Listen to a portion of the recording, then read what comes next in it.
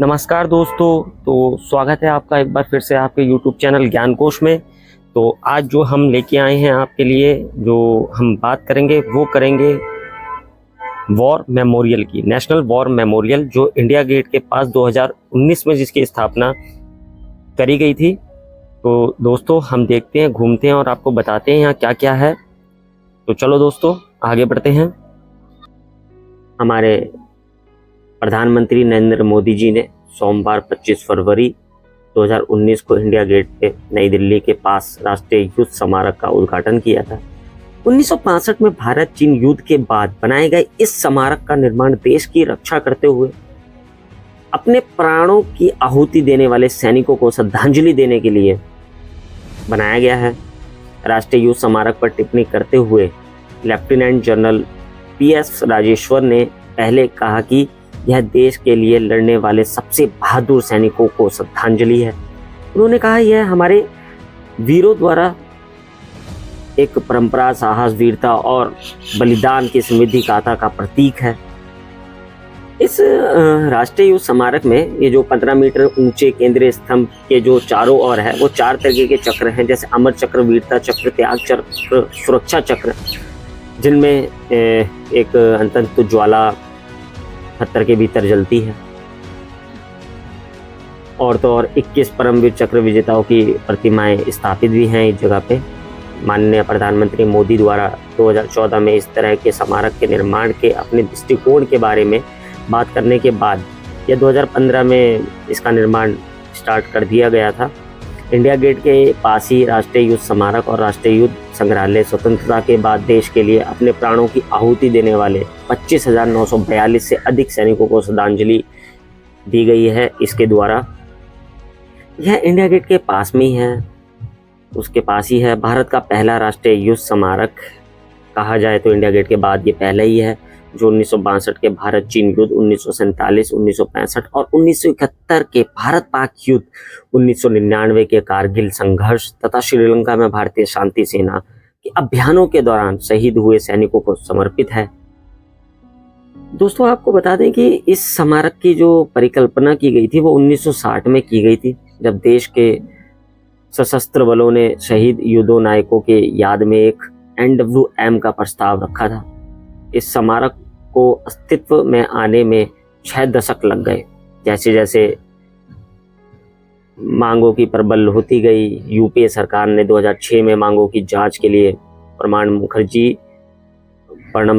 मुखर्जी की अध्यक्षता में एक मंत्री समूह JOM का गठन किया, जो राष्ट्रपति बनने से पहले इस समूह का हिस्सा थे। तो दोस्तों उसके बाद ही इंडिया गेट के पास ही निकट राष्ट्रीय युद्ध स्मारक स्थापित करने का निर्णय लिया गया था, जो स्वयं अखिल भारतीय युद्ध स्मारक आंख के रूप में सैनिकों के प्रति एक श्रद्धांजलि है तथा प्रथम विश्व युद्ध और द्वितीय एंग्लो अफगान युद्ध 1919 में शहीद हुए सैनिकों के सम्मान में बनाया गया है। हालांकि सशस्त्र बलों की मांगों को समय पर पूरा नहीं किया गया था, तो जिससे ये स्मारक का निर्माण में देरी हुई। शहरी विकास मंत्रालय ने शुरू में तर्क दिया कि यह स्थल एक विरासत क्षेत्र है और इसमें विवाद हो सकता है, विवाद डाला जा सकता है। हालांकि 20 अक्टूबर 2012 को मांग को स्वीकार करने का निर्णय लिया गया और तत्कालीन रक्षा मंत्री AK एंटनी ने घोषणा की कि इंडिया गेट पर एक राष्ट्रीय युद्ध स्मारक बनाया जाएगा, क्योंकि मंत्री समूह द्वारा मुद्दों पर मंजूरी दे दी गई थी।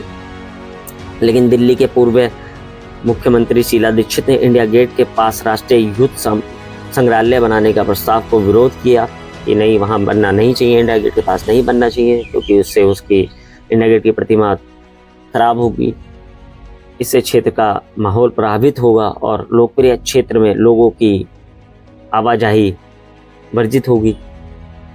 इसके बाद 2014 में नरेंद्र मोदी आए। 2014 के लोकसभा चुनावों से पहले मोदी ने युद्ध स्मारक का निर्माण ना करने के लिए पिछली सरकार की आलोचना की थी और कहा था कि यह इन्हें इस बात से दुख होता है कि देश में अपने शहीद नायकों के सम्मान में कोई राष्ट्रीय स्मारक नहीं है। युद्ध स्मारक बनने का प्रस्ताव रखा गया। 1 वर्ष बाद अक्टूबर 2015 को यह कार्य शुरू हुआ। इसका निर्माण 500 करोड़ रुपए की मंजूरी हुई इसके निर्माण के लिए। लगभग 176 करोड़ रुपए का स्वर्गित किया गया।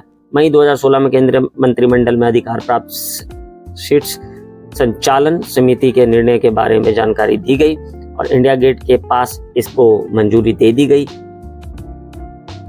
उसके बाद ये स्मारक बनके तैयार हुई। 2019 में ये स्मारक बनके तैयार हो गई थी। आपको बता दें कि परम युद्ध स्थल पर 21 परमवीर चक्र विजेताओं की प्रतिमाएं भी स्थापित की गई हैं, जिनमें 3 जीवित पुरस्कार विजेताओं के प्रतिमाएं भी शामिल हैं।